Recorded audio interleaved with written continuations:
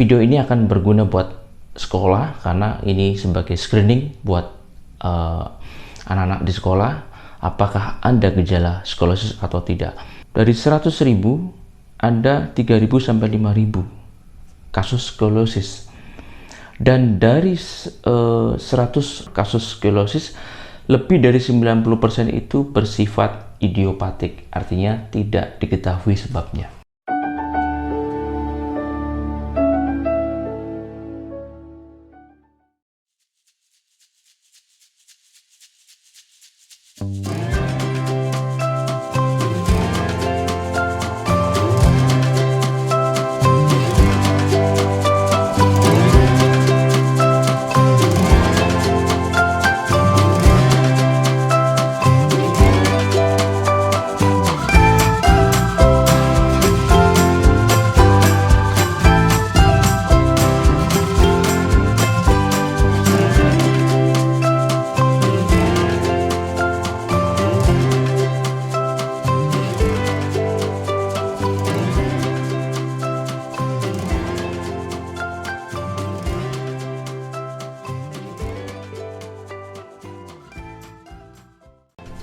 Assalamualaikum warahmatullahi wabarakatuh, bersama Heru Fisioterapis.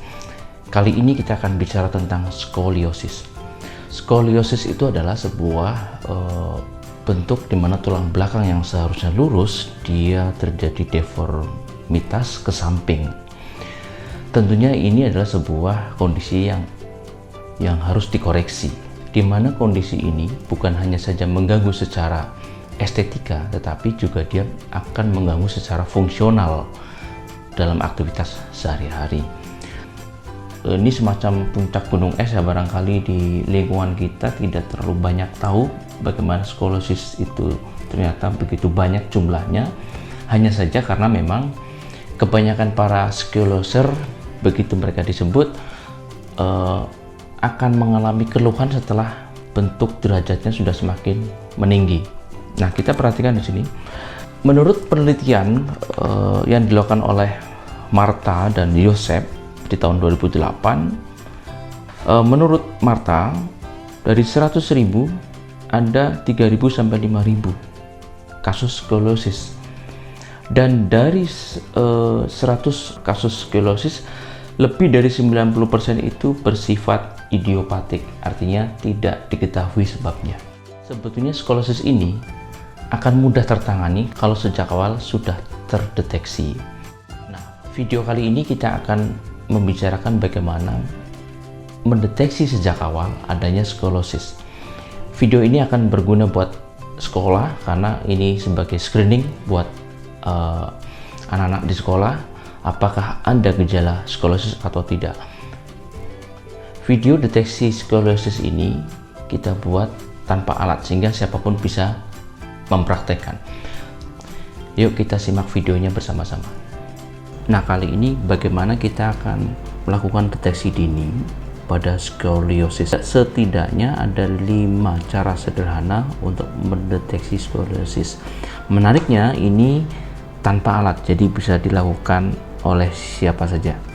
Yang pertama adalah kita melihat level pundak atau bahu.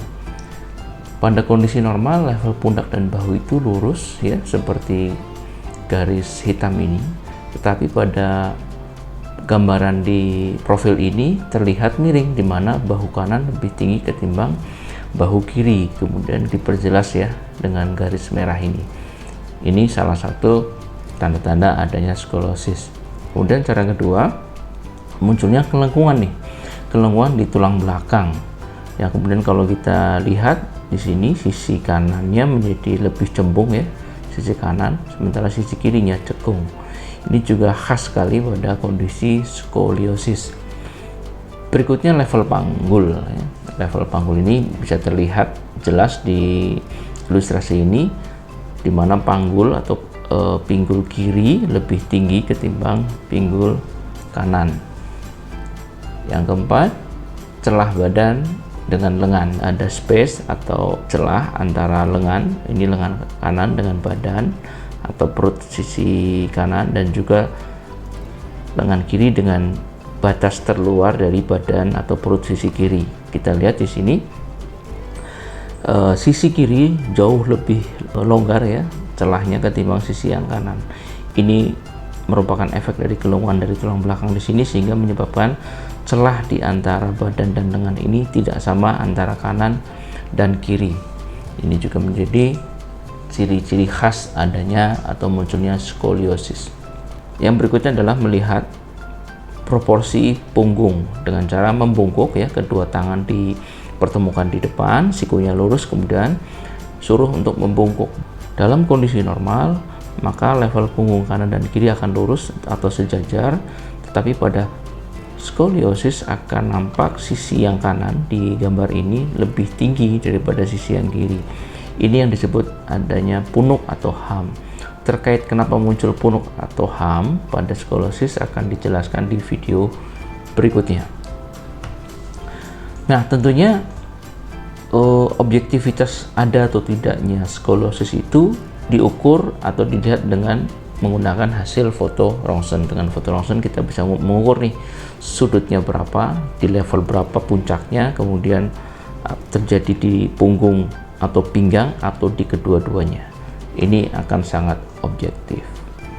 Nah, kalau kita simpulkan yang tadi dipaparkan, 5 cara sederhana untuk mendeteksi skoliosis adalah: yang pertama, kita lihat level pundak, dia lurus atau miring ya.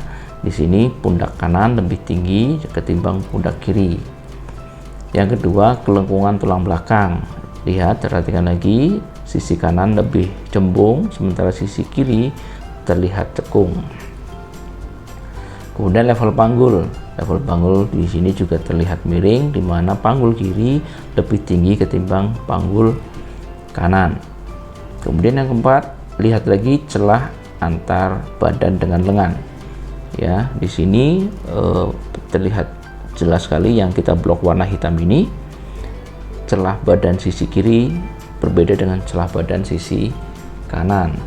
Yang terakhir, disuruh membungkuk, kedua tangan bertemu di depan, sikunya lurus, membungkuk, dan kita lihat level punggung apakah miring atau tidak. Di sini terlihat miring, di mana sisi kanan lebih tinggi dari sisi kiri. Demikian 5 cara sederhana mendeteksi skoliosis. Mudah-mudahan ini bisa bermanfaat untuk bisa mencegah skoliosis menjadi lebih parah. Silahkan share video ini karena pasti bermanfaat dan banyak yang membutuhkan. Nah, demikian tadi sekilas bagaimana mendeteksi skoliosis sejak dini. Mudah-mudahan video ini bermanfaat buat Anda semua. Salam sehat. Wassalamualaikum warahmatullahi wabarakatuh.